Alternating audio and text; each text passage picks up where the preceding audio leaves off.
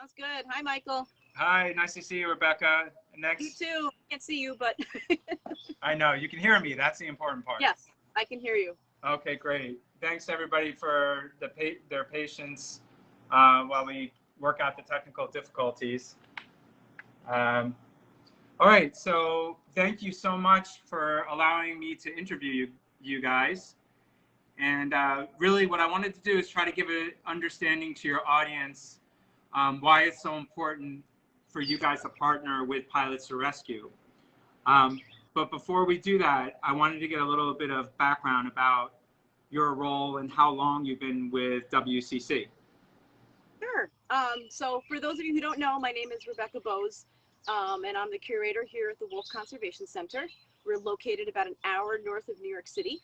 We were founded in 1999, and I have been here since 2000, so I've been here for 21 years. I started as a volunteer. At the time, our founders were running everything.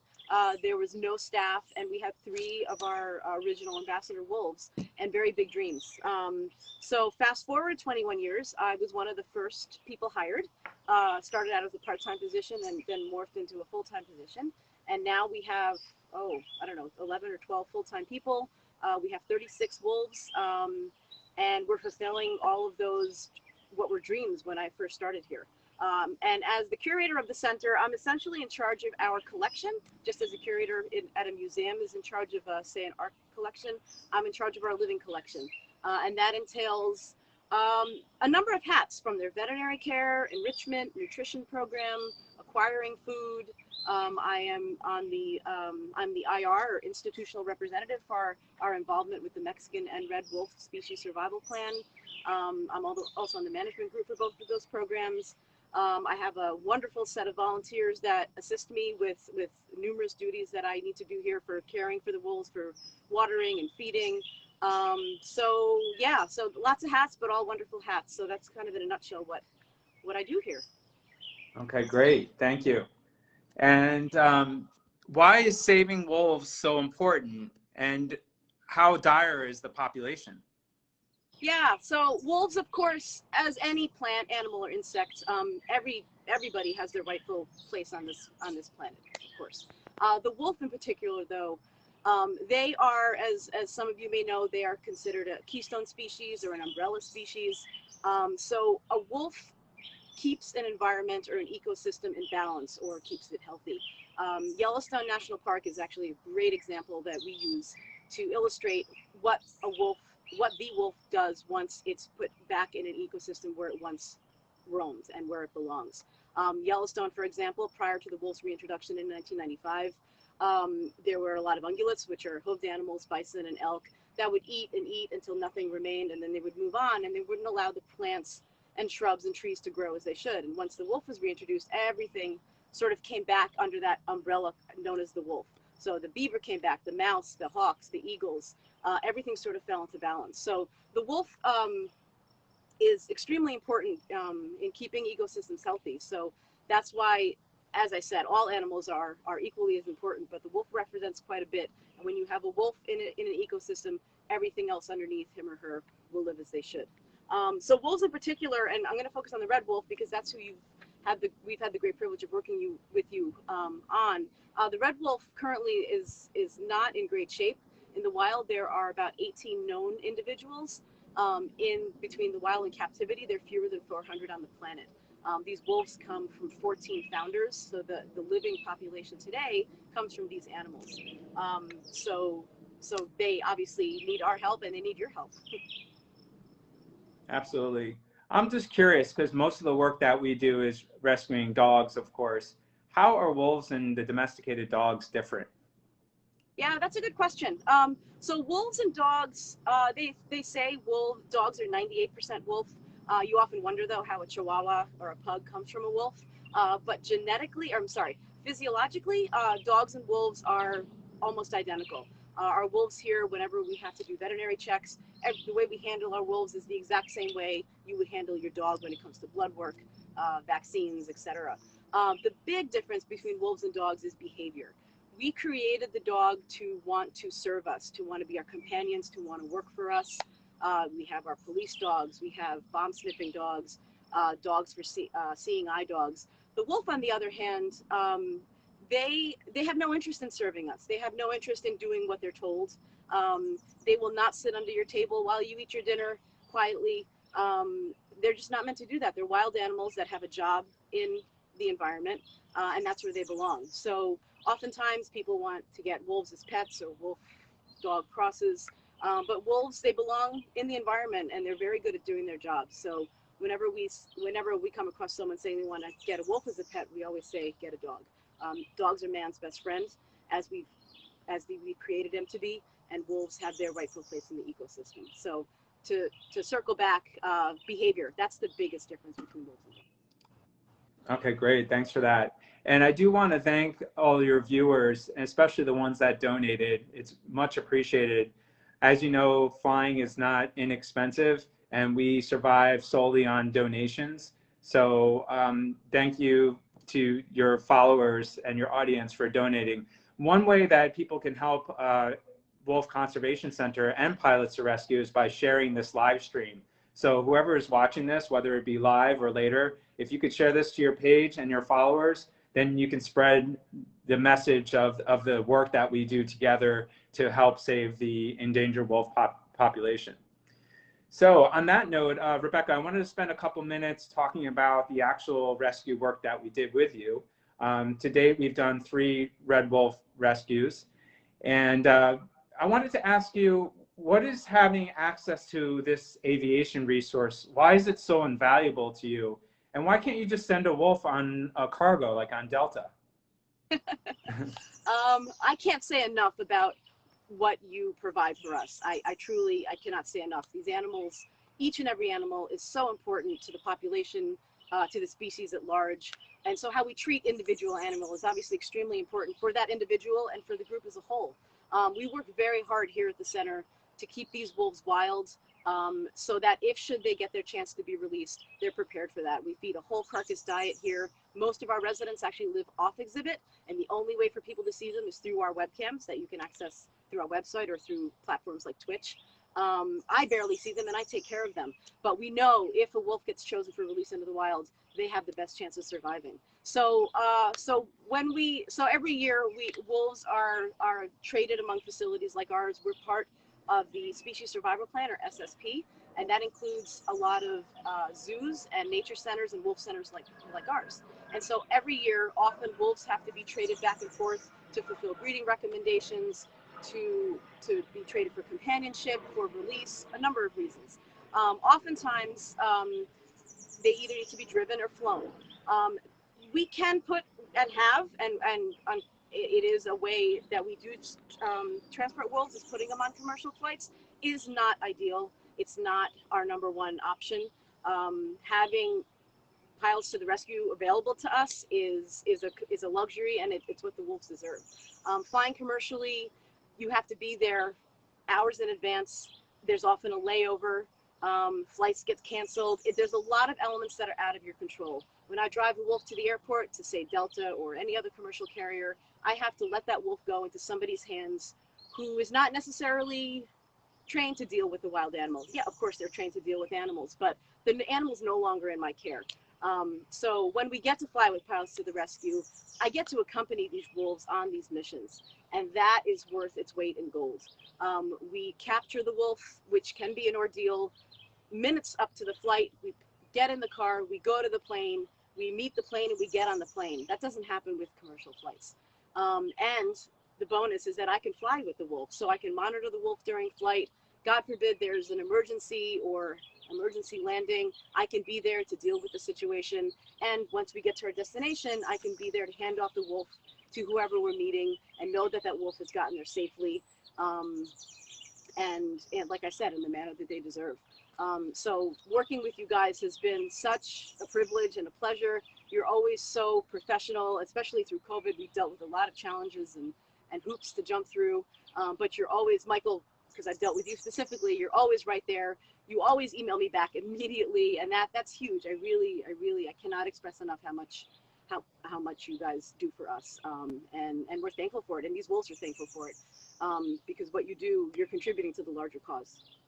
Well, we love the work that you do, and we'll support you any way we can. Thank you for that explanation. Arthur Muelling is asking, related to the previous question, if he was there with wolves, could he approach them like you would a dog, so to speak? Could you approach a wolf? So here at the center? He didn't specify. I think because we were talking about how dogs and wolves were different. I guess if he, okay. Maybe if he was at the center or even encountered a wolf in the wild, is it safe? Yeah. I'll address both. So at the center, we have three what we call ambassador wolves or socialized wolves, 𝙤𝙤𝙣𝙬𝙬𝙀, and 𝒃𝒃, that are here. They are our true educators here. So when people come and visit us, that's who they get to meet. That's who they get to see. There is no physical interaction with them, but they are 5 to 10 feet away from them on from the fence.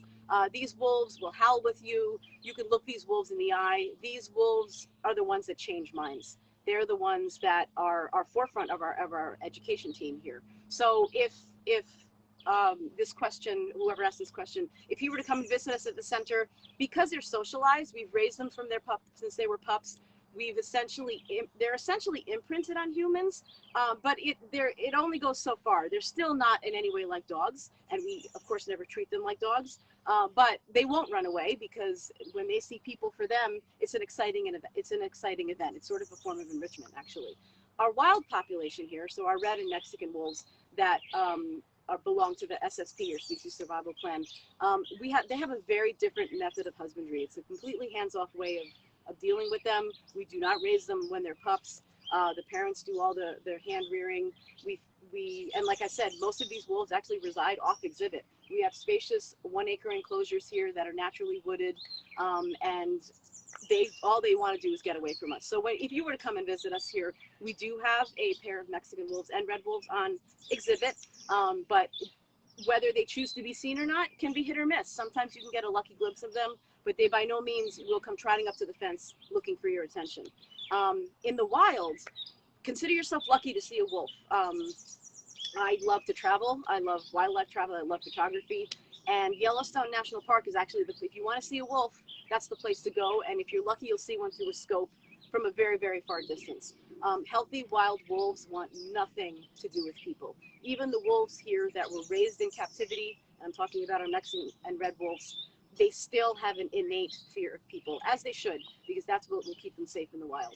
So if you happen to come across a wolf in the wild, say you're in the remote Alaskan wilderness, grab your camera, because that's a really special experience.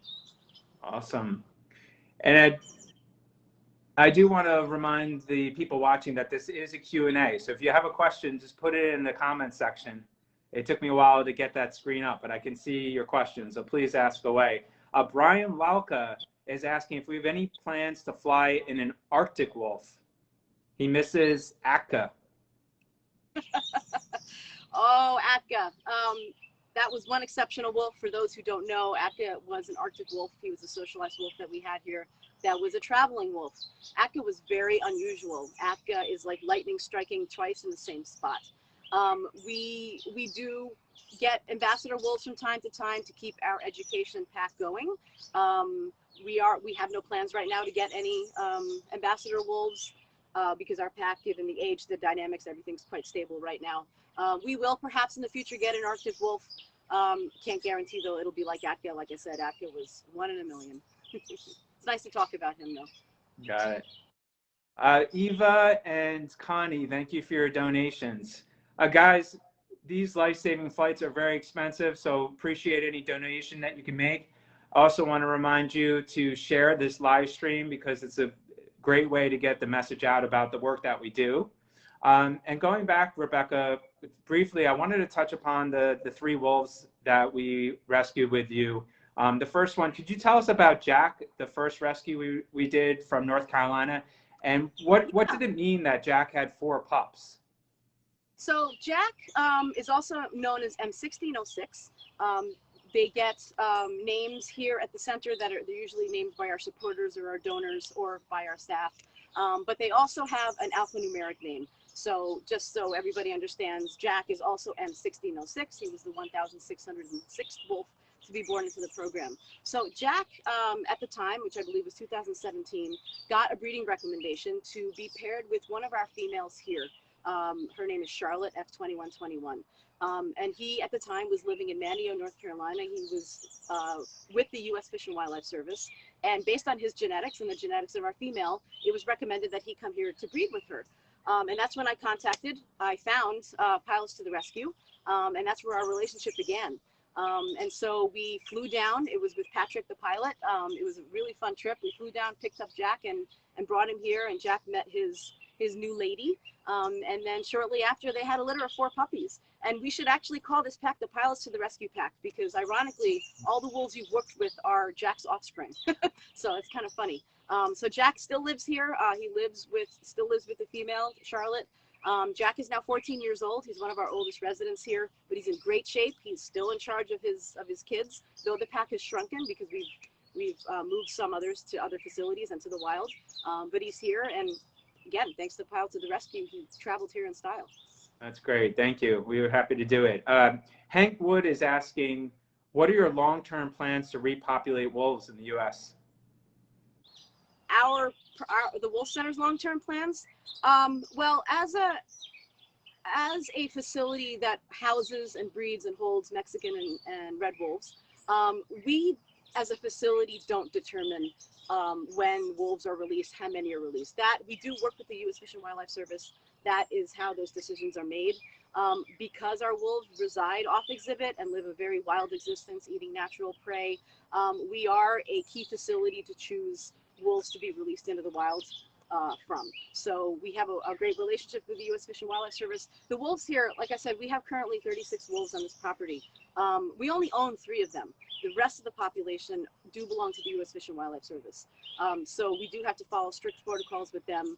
And if they get a determination to either breed or transfer or are released, we have to follow those protocols. I can certainly make recommendations.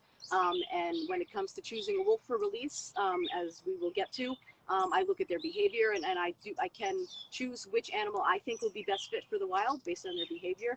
But big picture, unfortunately, we can contribute to some of the decision making, but we're not the final answer, if that's answering your question. Got it. Connie DeBrado is asking, are there any pups at the WCC this year? Unfortunately, no, not this year. Every year, it's you just never know with these animals. Sometimes one year we had over 20 pups born at the center. There was puppies coming out of every corner. Unfortunately, this year our breeding pairs were not successful. It is June 9th. We are at the very tail end of possibility. So I won't take it completely off the table, but it's just about off the table, unfortunately. But we'll see what the recommendations are for next year, and we'll try again. Okay. And speaking of offspring, Jack's offspring, Marley, was the second wolf that we rescued at Chattanooga, Tennessee. Can you tell us an update on Marley? Was Marley successfully matched? Yeah, so F2237, she's Jack's daughter. She did get a breeding recommendation to go to the Reflection Riding Arboretum and Nature Center in Chattanooga, Tennessee. They're one of our colleagues. They're a wonderful facility. She was paired with a male for breeding, and to my knowledge, no, they did not have puppies this year. However, we often find when we put wolves together, males and females, it's essentially an arranged marriage based on their genetics. There's a lot of biology, obviously, that goes behind why a male and female choose one another, and those are answers we probably will never know. So all we can do is put animals together based on genetics. So oftentimes, it takes a couple of seasons for wolves to have puppies. Sometimes they have puppies right off the bat. Sometimes they don't, and then we have to reconfigure pairs. So this was her first season with him. She's young. She did leave home for the first time because she came from her natal pack. So I'd say, definitely, hopefully we'll give her another year to acclimate more, become more bonded with her male, and fingers crossed if they have puppies next year. We'll certainly keep you posted if they do. Fingers crossed. Got to keep the cycle going, all right? We got to get more wolves to rescue. Sharon Markle is asking, is Alawa, Nikai, and Zephyr at WCC right now? Aleo and Nikai and Zephyr, yes, of course. They're actually right down that way in their enclosure. We're filming here in our campfire area for where we have overnights. But yeah, no, they don't leave the center. Like I said, they're our education animals, and they will be here forever. Awesome. Sarah Jean is asking if she can purchase WCC and pilots to rescue polo shirts? I'm sure my answer is the same as yours. Yes, you can on our website. Yeah, this polo shirt, we don't sell polo shirts. We do have a lot of other merchandise. We have t-shirts and sweatshirts and stuffed animals and hats and all sorts of good stuff. Polo shirts specifically, we don't sell, but Pilots to the Rescue does have polo shirts. So Yeah. I would definitely encourage you to go grab one of those and come check out our site. And there's lots of great t-shirts and wolf swag. Awesome. Gina Marie Usher is asking, is Jack too old to try breeding again next year? Yeah, that's a good question. He is 14 this spring. He's one of our senior residents. We did allow him to remain with Charlotte F2121 for the breeding season. We did see a lot of behavior from him towards her. Unfortunately, we didn't witness a tie. When wolves are, to give a little background, wolves are monoestrous, meaning they breed once a year. And that's typically in January, February, and as far as early March sometimes. And like dogs, they have to tie or connect with one another for a period of time for a successful breeding to occur. So as most of you know, we have our wonderful cameras to spy on everyone. We did not witness a tie. He is an older gentleman, so I'm sure the quality of his sperm is not that great. So I would say he's likely retiring at this point. But he got to remain with his female, which is fantastic. So they're a nice little happy pack off exhibit. Awesome. And Joe Velicko, he's curious how Trumpet's doing health-wise. Oh, she's doing great. Yeah, she's doing great. She's living with her family and her mate. They were a breeding pair, or they were a pair slated to breed again this year, and they were not successful. Again, we're not sure why. Maybe COVID impacted things further than we know. But no, she's happy and living a wonderful life with her family off exhibit. Awesome. Well, I wanted to, we're getting towards the end here, but I wanted to ask you about a really special rescue we did recently, the last one. And it was special in many ways, not just because we flew Wolf to be released, but because it was also the first time we got to fly together. And I would imagine a lot of the people watching this live stream would be curious, what's it like to fly in a small plane? Because I would imagine a lot of people haven't, and you've experienced that now several times. So maybe you could talk about Devin, releasing him in the wild, and also what it was like to go on a flight with us. Sure. My first flight was with Patrick, which was wonderful. And yeah, it was wonderful getting to know you, Michael, and getting to know this plane that you have now. Personally, I really, this is a perk. This is a job perk for me, being able to fly in these small planes or any plane with these wolves. I have a lot of fun with it. And again, you know, just being able to meet you at the airport, get that wolf on that plane and take off without any dealings of security or questions or delays, it's invaluable, as you said. So the plane was wonderful, a very smooth flight. Devin was situated right in front of me in his crate, and I was able to look in on him every second if I chose to. I did, which I believe we posted when we released the news. I did take some video of him in his crate, and you can see that he's very relaxed, very quiet, not stressed at all. Which was really nice to see, because like I said, when we go on commercial flights, I don't know how these wolves are doing. Generally, wolves are pretty petrified. And so they kind of hunker down in their crates and wait until the next thing. So we do certainly have their fear in our favor when we are working with them and transferring them to other facilities. But it was nice to see it in person with Devin in particular. So Devin, the Red Wolf program got in touch and said that they were looking for a wolf for release. And we have a number of red wolves here, as many of you know. And I felt that they were looking for a certain age and a certain gender. And so based on that, I felt that Devin in particular, M2236, fit the bill the best.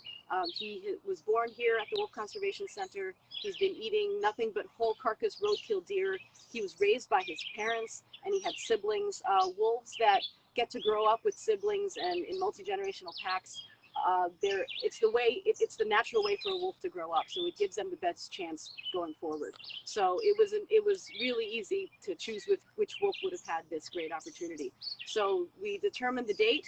Had to jump through some COVID hoops, and met you at the airport in New Jersey, and we were off. It was a lot of fun. We got him there safely. We met the U.S. Fish and Wildlife Service there, and they took him to his new location. So what happens with these wolves is they're put in an acclimation pen. So he met a female from another facility, also chosen similarly to how I chose him here. They were put in an acclimation pen in the area where they are going to be released.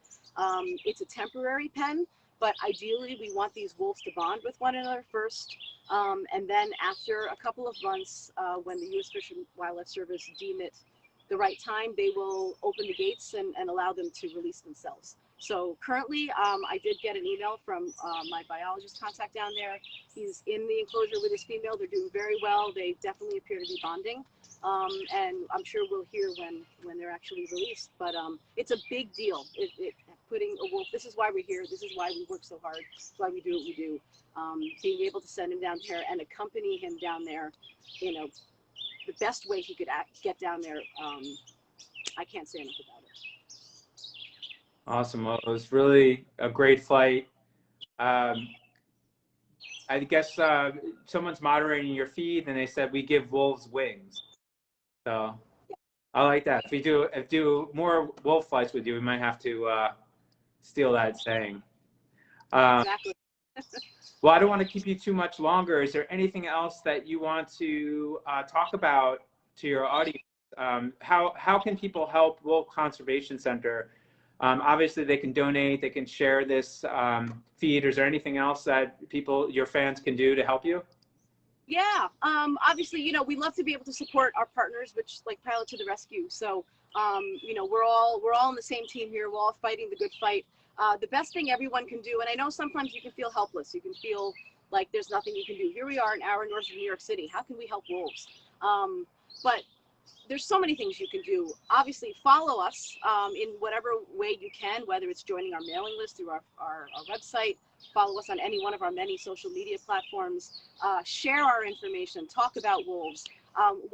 Part of our mission is advocacy. We provide a great platform to keep people up to date with what's going on in the wolf world. It's constantly changing. I can't even keep up with it.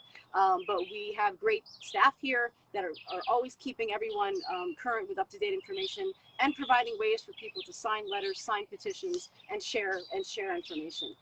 So the best thing you can do, is education. Share.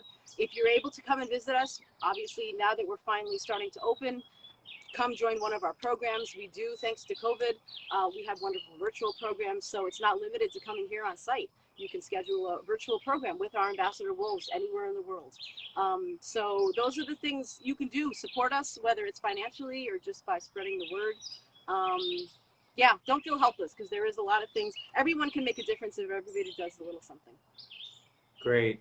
Well, on that note, thank you so much, Rebecca, for joining us today and allowing me to interview you about the great work that you do. We're happy to provide the aviation resources whenever you guys need, and we're looking forward to doing more missions with you guys in the future. Me too. You know you'll be hearing from me. Excellent. Have a wonderful day. Thank you, everyone. Thank you, Michael. Bye. You're welcome.